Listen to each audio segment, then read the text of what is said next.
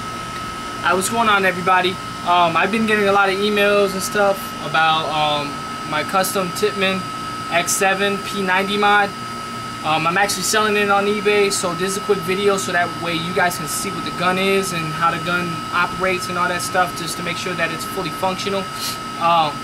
This is actually it. It's fully done, calibrated. It works properly, the cyclone feeder, everything. You can go on ahead and take a look at everything that's done, the cyclone feed system. This was completely customized and cut out through the Airsoft P90 shell.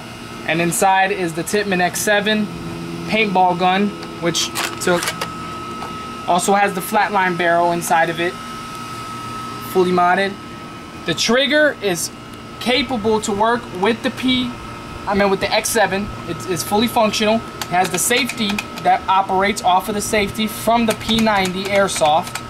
So when you pull it off, it actually pulls in, and due to that, has a copper cable line that goes all the way and hits the trigger in the far back of the actual X7. So safety, functional, trigger functional. Actual gun, load back from the Tippmann X7 here, operates. I mean, it's great. Got the sights, got the 2 sights on from the stock X7. Like I said, the cyclone feeder works. The magazine clip that came with the P90, which took a lot of fabrication and cutting and modification, but it fits perfectly. It slides right in, covers up. Cyclone feeder doesn't interfere, nothing actually interferes. The gun's fully stable. I can go on ahead and shake the gun, move it, rock it. It's very secure.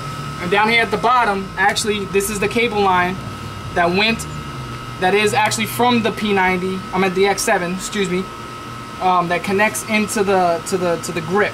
Now the grip was cut, as you can see it here.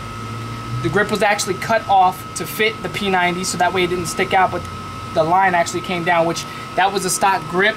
That is nothing special. It's not the response trigger. It's not the E-grip. So you can actually, if you ever wanted to turn it back into the P90, to the X7 again, you can actually just swap out the grip, which is very simple. There are these little pins that you just pull out, and the grip just comes off, and you can put in the grip. To take off the shell off of the actual P90, there are these screws here. There's screw 1.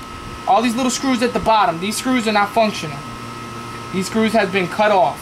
So all these screws here, you just basically unbolt it, and you would pull this side of the actual P90 off.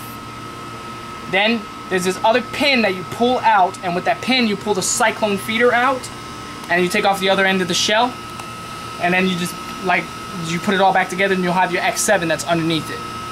So it's fully operational. The gun's very good, fully customized. Ain't no one out there gonna have another P90 like this. And these are the other stuff that I'm actually selling with it. With it, I got the flatline shroud housing, which if you ever take the P90 apart, you can always put the shroud housing. I got the stock shroud housing.